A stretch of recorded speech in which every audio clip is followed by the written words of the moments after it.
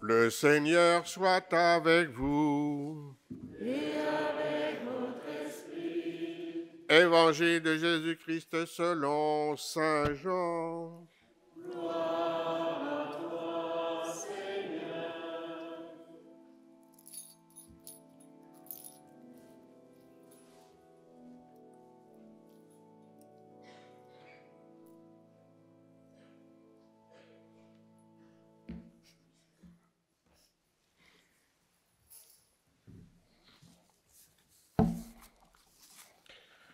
En ce temps-là, Jean le Baptiste se trouvait avec 2 de ses disciples. Posant son regard sur Jésus qui allait et venait, il dit « Voici l'agneau de Dieu ». Les 2 disciples entendirent ce qu'il disait et ils suivirent Jésus. Se retournant, Jésus vit qu'ils le suivaient et leur dit « Que cherchez-vous » Ils lui répondirent « Rabbi », ce qui veut dire « maître ». « Où demeures-tu » Il leur dit « Venez et vous verrez ». Ils allèrent donc, ils virent où il demeurait et ils restèrent auprès de lui ce jour-là. C'était la 10e heure, environ 4 heures de l'après-midi. André, le frère de Simon-Pierre, était l'un des 2 disciples qui avaient entendu la parole de Jean et qui avaient suivi Jésus. Il trouve d'abord Simon, son propre frère, et lui dit « Nous avons trouvé le Messie », ce qui veut dire Christ. André amena son frère à Jésus. Jésus posa son regard sur lui et dit « Tu es Simon, fils de Jean. Tu t'appelleras Képhas, ce qui veut dire Pierre. » Acclamons la parole de Dieu. Louange à toi, Seigneur Jésus. Nous avons 5 sens. Ce n'est pas de la biologie, là. L'ouïe, l'odorat, le goût, le toucher et la vue. Ces sens nous relient à la vie. Ils nous permettent de percevoir le monde qui nous entoure. Parmi ces sens, la vue et l'ouïe sont importants dans la rencontre avec le Seigneur. Nous prenons conscience de cette importance dans les textes de la parole de Dieu que nous venons d'entendre. Écouter et voir, voir et écouter. La parole de Dieu nous invite à avoir de bons sens et d'en prendre soin pour prendre la bonne direction, c'est-à-dire suivre le Christ. Oui, suivre le Christ, c'est une question de sens. La parole de Dieu dans le livre de Samuel, le psaume et l'évangile de Jean nous invitent à prendre soin de nos sens, à améliorer notre ouïe et notre vue. L'ouïe, avoir de bonnes oreilles pour entendre et écouter la voix du Seigneur. La vue, avoir une bonne vue pour croiser le regard du Christ dans notre vie. Jésus nous montre le sens du chemin qu'il convient de prendre pour suivre. Bien sûr, vous avez compris que je ne parle pas des organes que sont les yeux et les oreilles, mais de notre relation au Seigneur. Il s'agit de notre vie spirituelle, de notre vie quotidienne de chrétien, de ce qui est le plus profond en nous. Comment suis-je à l'écoute du Seigneur et comment je le rencontre et je vais à sa rencontre? En effet, nous pouvons être aveugles ou malvoyants. Malvoyants, j'en sais quelque chose. Mais nous pouvons regarder, contempler le Seigneur. Nous pouvons être sourds ou déficients auditifs et écouter la voix du Seigneur. De même, Nous pouvons avoir une vue et une audition impeccables et ni voir, ni écouter, ni entendre les paroles du Seigneur. Les oreilles et les yeux de notre foi nous permettent la rencontre du Seigneur. Le Christ se révèle par des paroles et des actes au cœur de notre propre histoire personnelle, au cœur de notre monde, au cœur de notre vie sociale, au cœur de notre vie d'église, de la vie de nos familles, de nos amis, voisins, collègues de travail ou de loisirs. Regardons Samuel.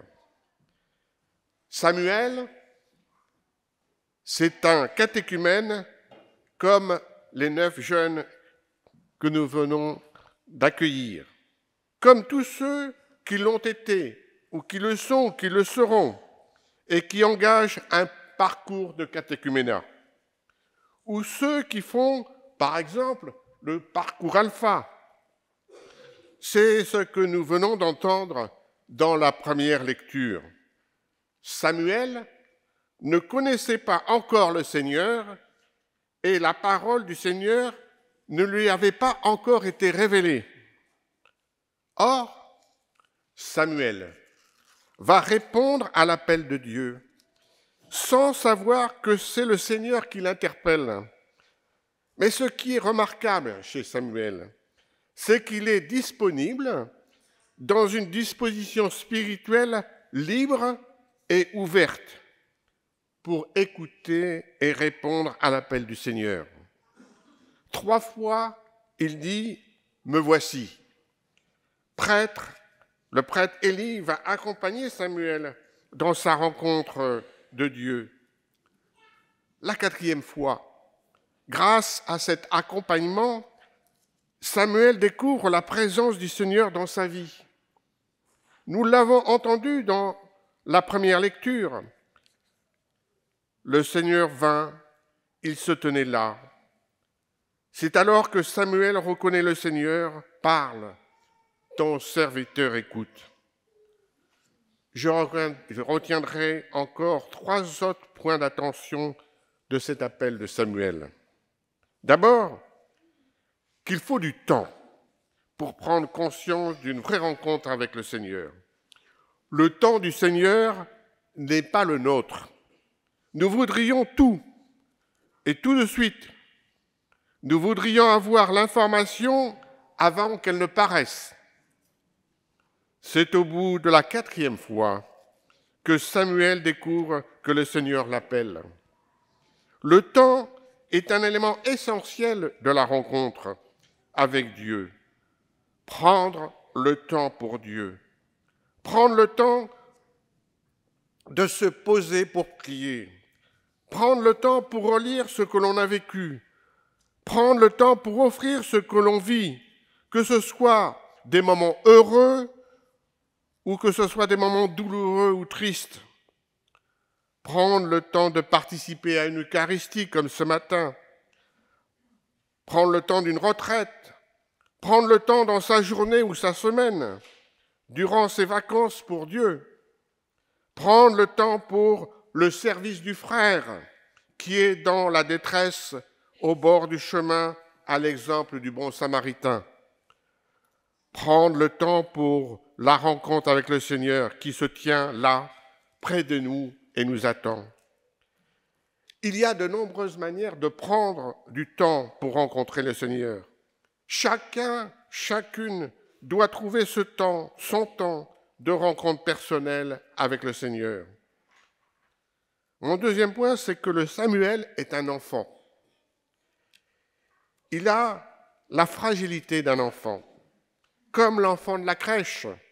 Le Seigneur ne s'adresse pas simplement à des personnes compétentes qui savent tout, si douées soient-elles. Il s'adresse aussi aux petits. C'est dans la faiblesse et la fragilité humaine que Dieu nous rejoint et nous appelle. C'est pour chacune et chacun de nous une invitation à l'humilité. Mon 3e point, c'est notre disponibilité. la disponibilité de Samuel se résume en 2 mots, « me voici ». Ces 2 mots que vous avez répétés tout à l'heure, les jeunes, ces 2 mots sont repris, n'est-ce pas, par tous les catéchumènes. Ces 2 mots sont repris aussi lors, par exemple, des célébrations d'ordination d'un prêtre ou d'un diacre. « Me voici ». Ces 2 mots, il faut les intérioriser, prier au plus profond de nous-mêmes et ne jamais cesser de dire au Seigneur « Me voici ». Reprenons pour nous-mêmes ces paroles du psaume que nous avons chanté tout à l'heure. « Tu as ouvert mes oreilles, alors j'ai dit « Voici, je viens ». Chers amis, nous sommes appelés à dire et à redire au cours de notre vie « Me voici ». Chacune et chacun, quel que soit notre âge et nos conditions de vie, nous sommes appelés par le Seigneur. Chacun reçoit un appel personnel et à sa vocation propre. Dans l'Évangile, Jésus pose aux 2 apôtres qui le suivent cette question. « Que cherchez-vous » Cette question s'adresse à chacune et chacun de nous. Jésus poursuit son dialogue par une invitation. « Venez et vous verrez ». À nos interrogations, nos doutes, nos hésitations, nos peurs, Jésus nous invite à nous mettre en mouvement, en marche, à prendre le chemin, la route avec lui, avec leurs yeux et leurs oreilles, par leur regard et leur écoute. Samuel, Jean, André et Pierre ont répondu avec les mêmes mots du psaume « Tu as ouvert mes oreilles, alors j'ai dit « Voici, je viens ».